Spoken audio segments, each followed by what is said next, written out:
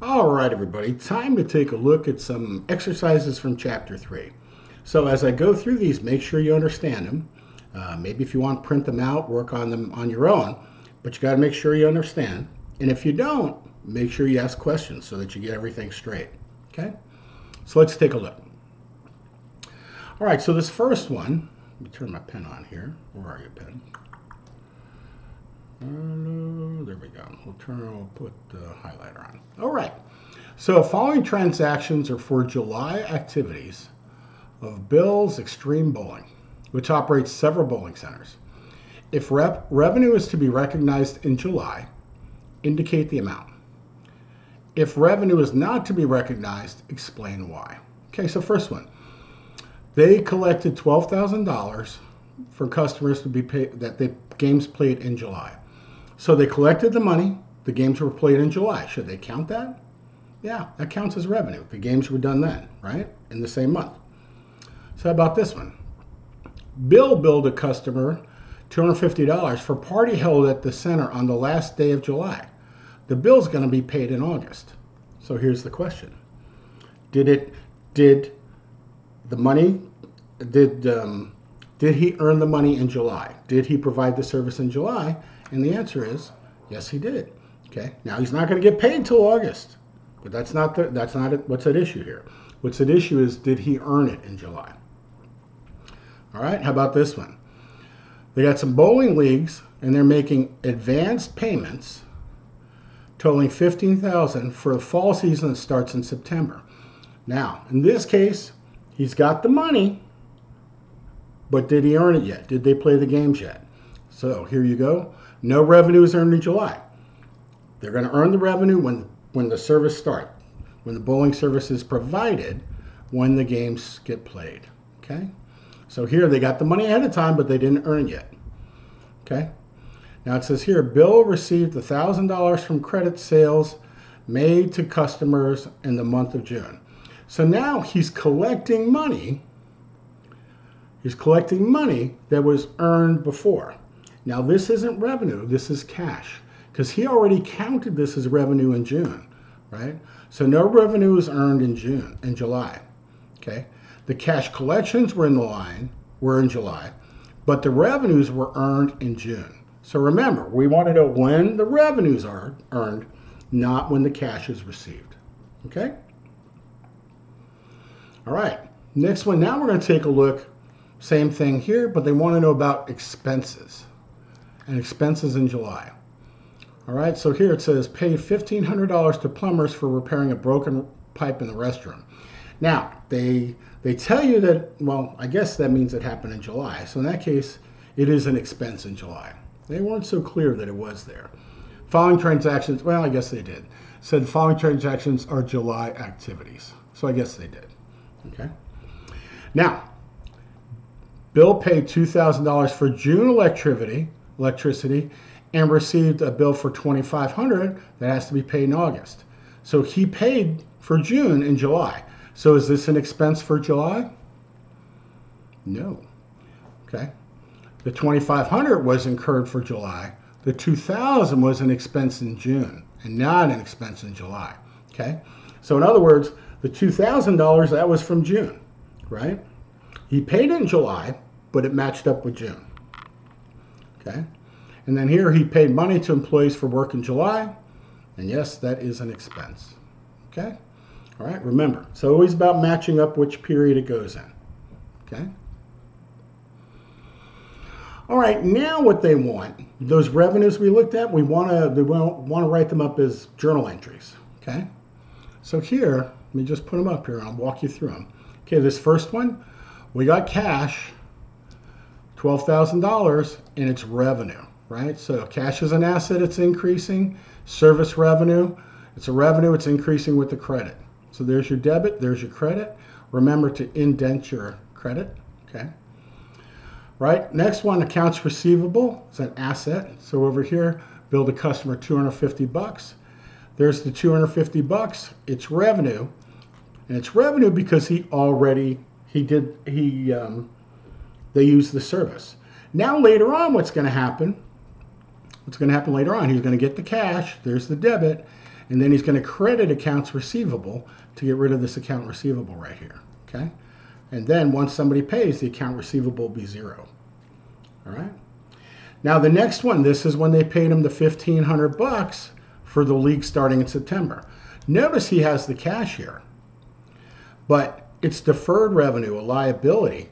Like I said, I like unearned revenue of $1,500. Why? He didn't earn it yet. Now later on, when September comes, again, that'll reverse. Let me show you how that'll look. Put the pen on. So this one right here, this guy right here, here's what'll happen.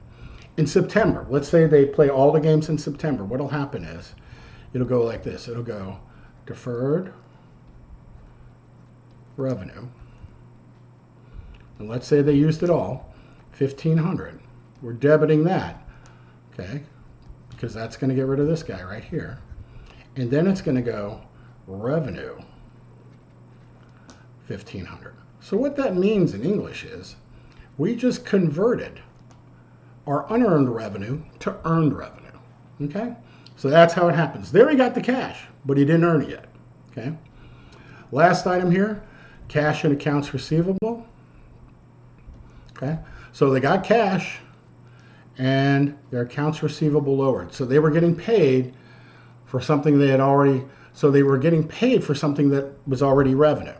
So that was in the month of June.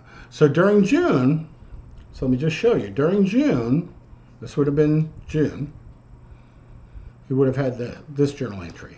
Account receivable, 1,000, revenue, 1,000, okay? That's what would have happened in June. And now in July, when he gets the money, this is what happens. So now, this account receivable right here, this credit, where's my pen? This credit right here gets rid of this debit right there, okay? Alrighty. Now we're going to do the same thing with expenses, okay? All right, so the first one, that was the plumbing deal, right?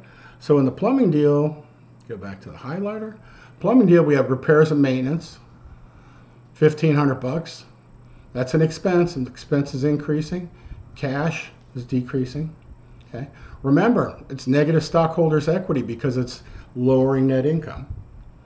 The next one here, accounts payable, $2,000. He's lowering the accounts payable and lowering the cash. This is when he's paying for that June bill, right? And for July, what you would have, you'd have accounts payable and then cash when it switches around, the one for July anyway, okay? Now, utilities expense, $2,500. That's actually goes with this one here, $2,500 right here. He recognizes the expense, but he's not going to pay it till August. So that's his July, right? And then eventually, actually this goes down here with this, okay? And then when he pays it, he's going to get rid of this account payable and cash. And then salaries and wage expense, $5,475. It's an expense, lower stockholders' equity, lowering cash and asset, $5,475. Okay? So now we've done the journal entries for him. Okay? All right, let's see. Preparing accrual basis journal entries. So they want us to do some journal entries. First one, they issued stock for cash. Okay? And they incurred $600 of utility costs this month and will pay them the next month. All right? So let's do the first one. So the first one, we got cash, right? Asset increases with the debit, $2,500. And then common stock, that's stockholders' equity, that increases with the credit, $2,500. That's our journal entry. Now we're going to have utilities expense, but we're going to pay them the next month. So if we're not going to pay them right now, we're going to have an account payable, right? So here you go. Utility expense, $600. Accounts payable, $600. Why accounts payable here? Because we didn't pay them yet. Okay? All right, some additional ones. Paid wages for the current month, $2,000. All right, salary and wage expense. Expense increases with the debit. Stockholders' equity decreases with the debit. And there's your $2,000. with a credit. And then cash lowers by $2,000 because we paid for it. Okay. Performed cleaning services on account. Okay. So here they have an account receivable, right? So they did the work, but they didn't get paid yet. Now it counts as revenue. It counts as revenue. And by the way, what'll happen, we move this, what'll happen when they get paid, they'll debit cash and they'll get rid of that account receivable because they would have received their money. Okay? All right, next one, repairs and maintenance was okay, paid the full amount of time. So here we have an expense, repair and maintenance expense, and we lower cash. Okay. Now they want to know what would be the income from all this, right? So we had revenues. We had revenues of $2,800. We had expenses of $2,000. We had expense of $600. Expense of $150. So right now their preliminary, the net income looks like $50. Yikes, that's not too good. All right, now here we go. We got another one, junk trader online services. Again, they want us to do some journal entries. Okay, so the first one, we provided online advertising services on account. So there's our account receivable, there's our revenue, $200. Now we didn't get the cash yet, but we earned it. Okay, next one. Last day of the month, they paid $50 cash for an ad company. So we have advertising expense, expenses increasing, stockholders' equity decreasing, $50, and then cash, $50 because we had to pay for it.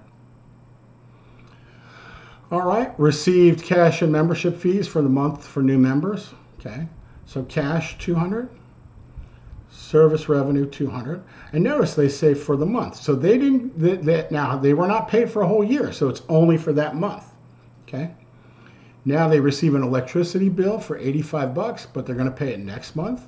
So we're going to have utilities expense and an account payable, right? So our expenses are increasing, stockholders' equity going down, and we have a liability. Why? Because we're paying for it next month. Okay.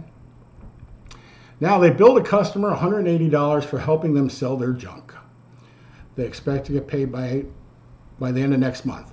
So they did their job. So they're going to have an account receivable for $180, and it counts as revenue because they did their job. So their asset is going up, their revenue is going up, stockholders' equity is going up. So here on this one, they say, what are the revenues minus expenses? So we had revenue here, and then we have expense, $50. So right now, $445 is their net income. That's for both pages, by the way. All right, folks, that's it for Chapter 3. I hope you understand it. If you don't, make sure you ask questions. Don't wait too long. Super important you understand this stuff. Talk to you soon. Bye-bye.